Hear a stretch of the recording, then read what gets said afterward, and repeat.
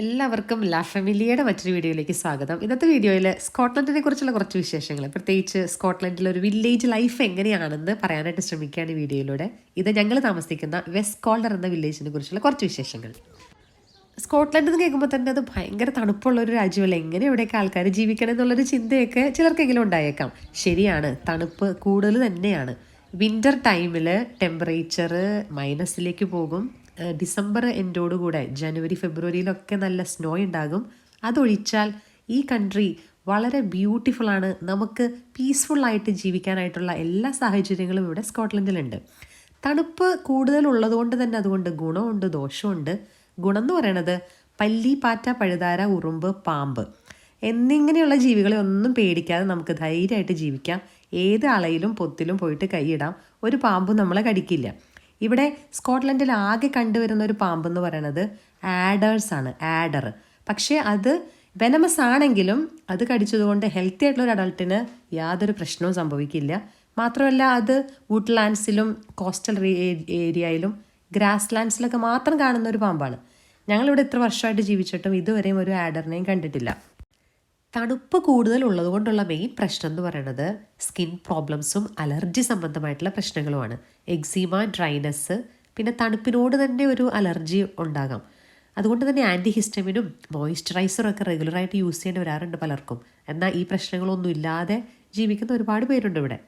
സ്കോട്ട്ലൻഡിൽ നമുക്ക് സ്വന്തമായിട്ട് വീട് വാങ്ങി താമസിക്കാനായിട്ടുള്ള എല്ലാ സൗകര്യങ്ങളും ഉണ്ട്.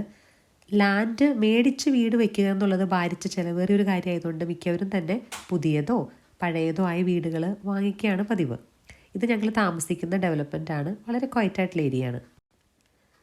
2023 സ്കോട്ട്ലൻഡിലെ പോപ്പുലേഷൻ 55 ലക്ഷത്തോളമാണ്.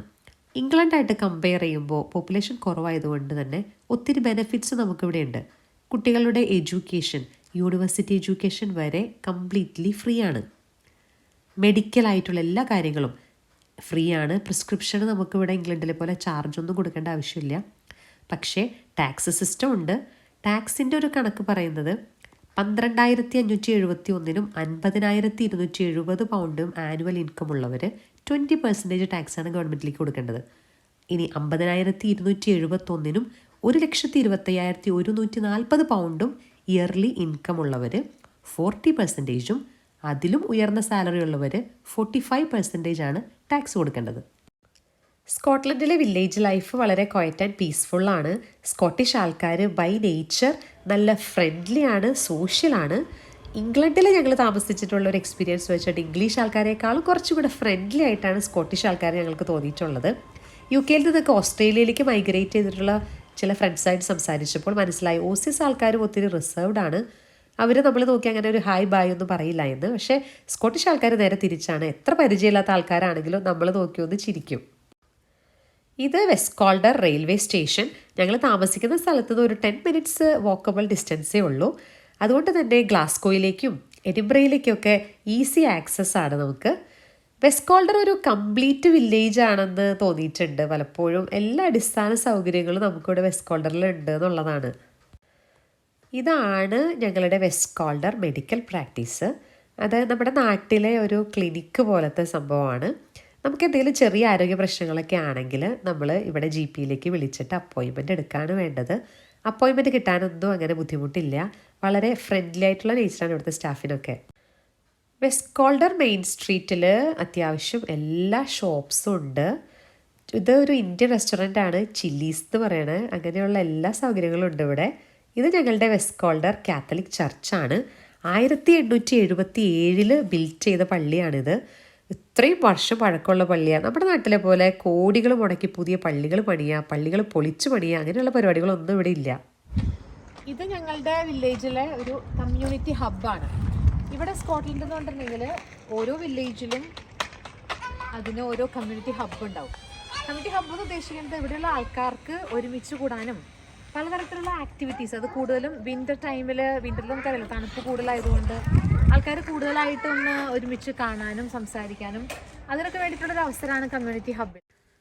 ഇത് ഞങ്ങളുടെ കമ്മ്യൂണിറ്റി ഹബ്ബിലെ ആക്ടിവിറ്റീസിൻ്റെ ലിസ്റ്റാണ്. കുട്ടികൾക്കും മുതിർന്നവർക്കുള്ള പല ടൈപ്പിലുള്ള ആക്ടിവിറ്റീസിൻ്റെ ഡാൻസ്, പാട്ട്, ആർട്സ്, ജൂഡോ എന്നിങ്ങനെ അപ്പോൾ ആദ്യമായിട്ടൊക്കെ സ്കോട്ട്ലൻഡിൽ വന്നവരുണ്ടെങ്കിൽ അവരുടെ ഏരിയയുടെ അടുത്തുള്ള കമ്മ്യൂണിറ്റി ഹബ്ബ് ഏതാണെന്ന് ഒന്ന് കണ്ടുപിടിച്ച് അവിടെ ജോയിൻ ചെയ്ത് ആക്ടിവിറ്റീസിലൊക്കെ പങ്കെടുക്കുന്നത് നല്ലതായിരിക്കും. ഇത് ഞങ്ങളുടെ വെസ്റ്റ് കോൾഡറിലുള്ള ലൈബ്രറിയാണ്. 1903 ബിൽറ്റ് ചെയ്താണ് ഈ ലൈബ്രറി. ഇതിൻ്റെ ആ സ്റ്റോൺസും ഗ്ലാസ്സസൊക്കെ ഇപ്പോഴും ആ ഒറിജിനൽ തന്നെയാണ്. റീഡ് ചെയ്യാനും ഡ്രോ ചെയ്യാനൊക്കെ ലൈബ്രറിയിൽ വരാൻ ഇഷ്ടമാണല്ലേ? ഓക്കെ, ഗുഡാണ്. അപ്പം നമ്മുടെ കുട്ടികളെ നമ്മൾ അങ്ങനെ ഒരു ശീലം ഉണ്ടാക്കിയെടുക്കുന്നത് നല്ലതാണ്. നമ്മുടെ അടുത്തുള്ള ലൈബ്രറിയിലൊക്കെ കൊണ്ടുവന്ന പിള്ളേരെ ലൈബ്രറിയിൽ പുസ്തകങ്ങൾ വായിക്കാനും അവർക്ക് പടം വരയ്ക്കാനും ഒക്കത്തിനും അങ്ങനെ ഒരു റീഡിങ് ഹാബിറ്റ് ഉണ്ടാക്കിയെടുക്കാനായിട്ട് നല്ലതാണ്. നമുക്ക് പുസ്തകം റെൻറ്റിനെടുക്കാനും ലാപ്ടോപ്പൊക്കെ ആയാലും റെൻ്റ് എടുക്കാനൊക്കെ ഉള്ള സൗകര്യമുണ്ട്. ഇത് വെസ്റ്റ് കോൾഡർ ഫയർ സ്റ്റേഷൻ. ഇതും ഞങ്ങൾ താമസിക്കുന്ന സ്ഥലത്തിന് അടുത്ത് തന്നെയാണ്. ഫയർ സ്റ്റേഷനോട് ചേർന്ന് തന്നെയാണ് കുട്ടികൾ പഠിക്കുന്ന സ്കൂള്. അവർ പോകുന്നത് സെൻറ്റ് മേരീസ് RC പ്രൈമറി സ്കൂളാണ്. ഇവിടെ സ്കോട്ട്ലൻഡിൽ കാത്തലിക് സ്കൂളുണ്ട്, കൗൺസിൽ സ്കൂളുകളും പ്രൈവറ്റ് സ്കൂളുകളും ഉണ്ട്. ഇവർ പോകുന്നത് കാത്തലിക് സ്കൂളിലാണ്. അതുകൊണ്ട് തന്നെ ഫെയ്ത്ത് ഫോർമേഷന് കുറച്ചും കൂടെ ഒരു പ്രാധാന്യം കൊടുക്കും കാത്തലിക് സ്കൂളിൽ. പ്രൈമറി 1 തൊട്ട് പ്രൈമറി 7 വരെ കുട്ടികൾക്ക് ഇവിടെ പഠിക്കാം. ഇവിടെ P1, P2, P3, P4 എന്നാണ് പറയുക. കുട്ടികൾക്കാണെങ്കിൽ ബ്രേക്ക്ഫാസ്റ്റും ലഞ്ചെല്ലാം ഫ്രീ ആണ്. നമ്മൾ വീട്ടിൽ നിന്ന് ഒരു സ്നാക്ക് മാത്രമേ കൊടുത്തുവിടേണ്ട ആവശ്യമുള്ളൂ. അപ്പോൾ ഇതൊക്കെയാണ് ഞങ്ങളുടെ വില്ലേജിനെ കുറിച്ചുള്ള കുറച്ച് വിശേഷങ്ങൾ. ഇനിയും ഒരുപാട് കാര്യങ്ങൾ പറഞ്ഞ് വീഡിയോ ലെങ്തി ആക്കുന്നില്ല. അപ്പോൾ സ്കോട്ട്ലൻഡിനെ കുറിച്ചുള്ള കൂടുതൽ വിശേഷങ്ങൾ അറിയുവാനും സ്കോട്ട്ലൻഡിലെ സ്ഥലങ്ങളൊക്കെ കാണാനായിട്ട് ആഗ്രഹിക്കുന്നവർ please do subscribe my channel.